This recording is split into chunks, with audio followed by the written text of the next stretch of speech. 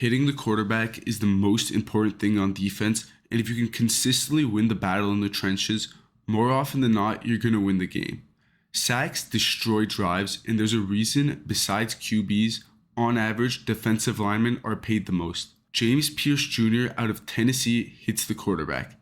Every time he's on the field, you're holding your breath because you know if the other team's passing, something big's going to happen. There's a reason he's top 10 in sacks in the SEC despite playing significantly less snaps than other edge rushers because he plays on this Tennessee defensive line that constantly shuffles people around. He's a great long athlete who can turn speed into power at an elite level and will instantly have some of the best finesse moves in the league. He's super explosive off of his first step, often beating tackles to their position, and combining that with his elite ability to time the snap makes him turn the corner in the blink of an eye and get to the quarterback. He constantly finds himself in situations where he can get to the tackle spot before him because of his high football IQ and his pre-snaps adjustments always giving him the edge. The best part about him as a prospect is that I've spent so much time talking about how he can beat his opponent just through his explosiveness and rip move, but he has a giant repertoire of pass rush moves that are just as good. One of the things I think is most important to look for is consistent improvement in college. If someone broke out sophomore year and didn't improve at all junior year, I value that less than someone who's seen improving every game. The problem with James Pearce Jr. is he came in as a raw prospect, but in his sophomore year, he seemed to figure it all out, becoming an elite prospect, combining his great athleticism with some solid pass rush moves. And then he became even better, making his technical pass rush skills even better than his amazing athleticism.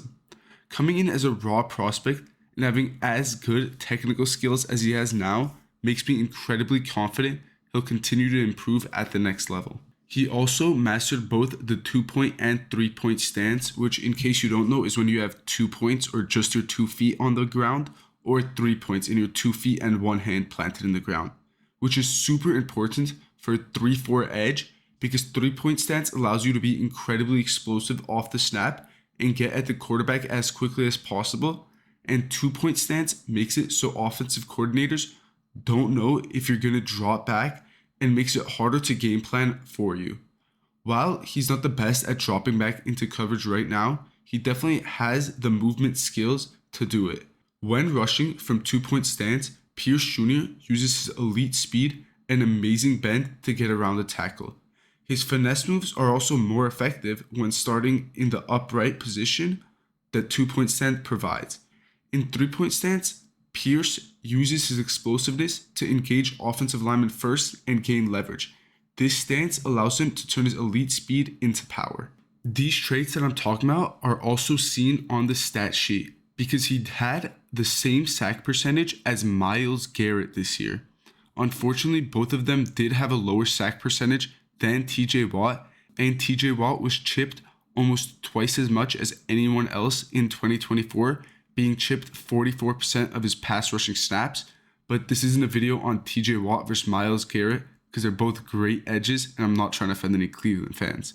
Pearce Jr. also had an 18.8% pressure rate, which was only behind Mike Green, who's playing significantly worse competition, and Pearce Jr. also had a pass rush win rate percent of 20.23. Everyone knows he's an elite pass rusher, but everyone also treats him like he's a mediocre run defender when he's actually very good. James Pearce Jr. had 13 TFLs in 2024, and while I don't know how that ranks against other edges in 2024, in 2023, he only had less tackles for loss than Dallas Turner and Chris Braswell, who played together and were a first and second round pick in 2023 respectively. He also had a 10.6% run stop win rate this year, which while not being his monstrous 20.23% pass rush win rate, is still in the 75th percentile. Some athletes who are as elite as James Pearce Jr. get frustrated and give up on plays when they're not going his way, but Pearce Jr. always plays with an insanely high motor, even when teams are running the ball away from him. He will try his hardest to make up the ground and get to the running back, even though it's technically not his job.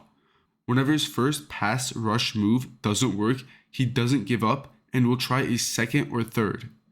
Things like that are so nice to see in a prospect because they can result in game-changing plays and can't be taught by a coach. My pro comp for him is Brian Burns.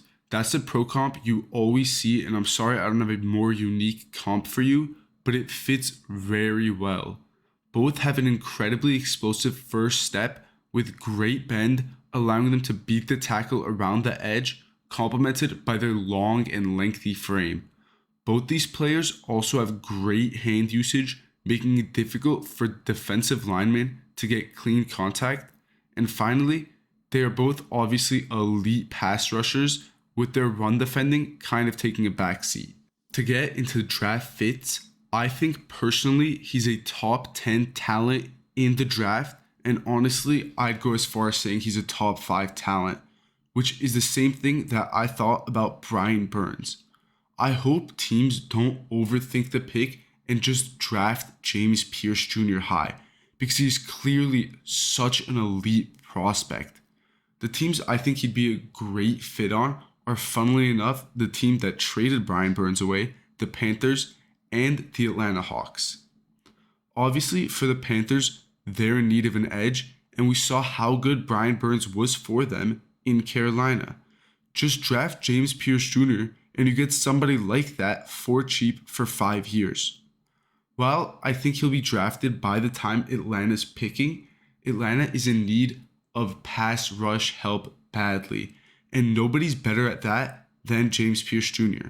And I mean nobody. When I say nobody, I include the free agency and the rest of this draft, because even these seasoned veterans that are going to be in free agency this year, I don't think will have as good pass rush moves as James Pearce Jr. fresh out of the gate. Because that's just how elite of a prospect he is, and I don't know why he's not getting top 10 or even top 5 type buzz.